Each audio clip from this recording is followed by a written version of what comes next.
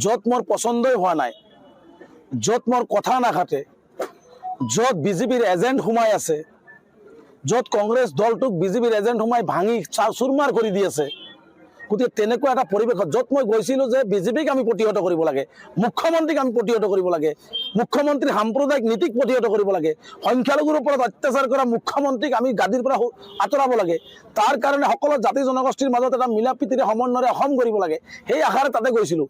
সেই আশাৰ লৈ গৈ পেলাই যেতিয়া মই দেখিলোঁ যে তাতেও দেখোঁ মুখ্যমন্ত্ৰীৰ এজেণ্ট সোমাই আছে, গতিকে সেই দলত থকাৰ মোৰ কোনো মানসিকতা মই দেখা নাই।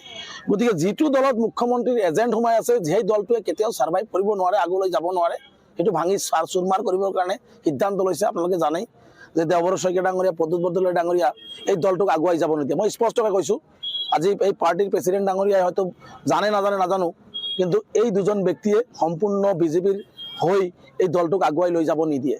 গতিকে য'ত এই দলটোক আগুৱাই লৈ যাবলৈ বিজেপিক সহায় কৰিছে তেওঁলোকৰ মানুহে, গতিকে তাত থকাৰ মোৰ কোনো নাই। আৰু সেইকাৰণে মই তাৰ পৰা নিজে কোনেও মোক উলিয়াই দিব নিদিব সেইবিলাক লৈ এইবিলাক কথা নাই। মই নিজে মোৰ বিবেকক প্ৰশ্ন কৰি মই সংখ্যালঘু ৰাইজৰ লগত কথা পাতি মই নিজে তাৰ পৰা ওলাই আহিছোঁ। মই মেৰুদণ্ডহীন মানুহ নহয় যে দেওবৰ শইকীয়াৰ ধমকি, দেওবৰ শইকীয়াৰ কথাত মই উদ্ভৱ কৰিম। গতিকে মই উদ্ভৱ কৰিম সংখ্যালঘু ৰাইজৰ কথাত, মই উদ্ভৱ কৰিম সংখ্যালঘু ৰাইজৰ আলোচনাৰ সমস্যা লৈ।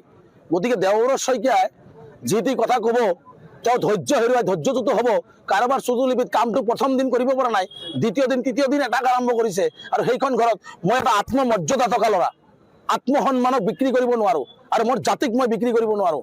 জাতিৰ ঊৰ্ধত কোনো হ'ব নহয়, মোৰ জাতিৰ ঊৰ্ধত মই নহয়, মোৰ আত্মসন্মানৰ ঊৰ্ধত মই নহয়। গতিকে তেনেকুৱা কথা বাৰ্তা ক'ব আৰু তেওঁৰ কথা মই শুনি থাকিম। ৰাজনীতি নকৰিলোঁ, ৰাজনীতি নহ'ল সেই বুলি তেওঁৰ কথা বাৰ্তাত মই উঠা বহা কৰিম নেকি? দেওবৰ শইকীয়া মই খাই থৈছোঁ না পিন্ধি থৈছোঁ? যে দেওবৰ শইকীয়া ডাঙৰীয়া যি ক'ব তাকে আমি মানি লওঁ। প্ৰদ্যুৎ বৰদলৈ ডাঙৰীয়া আৰু দেওবৰ শইকীয়া ডাঙৰীয়া যি ধৰণৰ ব্যৱহাৰ দেখুৱাইছে, এই ব্যৱহাৰৰ বিচাৰ মই সংখ্যালঘু ৰাইজক দিছোঁ, সংখ্যালঘু ৰাইজে ইয়াৰ বিচাৰ কৰিম। তেওঁৰ ধৈৰ্য নাই, কথা এটা হ'লেই পত্ৰ লিখে, কথা এটা হ'লেই পত্ৰ লিখে। ইতিমধ্যে 10,000 পত্ৰ বোধহয় তেওঁলোকৰ দলৰ মাজত লিখি পেলাইছে অলৰেডি। কামটো নকৰেই, সমষ্টিতো নাযায়, অসমৰ কোনো কোণাতে নাযায়, মানুহ বিপদত পৰিলেও নাযায়। দেওবৰ শইকীয়াৰ দায়িত্ব হৈছে বিধায়কসকলক লৈ গৰাখহনীয়া আছে তাতে যাব লাগিব, উচ্ছেদ আছে তাতে যাব লাগিব, মানুহ খাবলৈ পোৱা নাই তাতে যাব লাগিব, সেইবিলাক নকৰে। তেওঁ গুৱাহাটীত বহি বহি খালি পত্ৰই লিখে।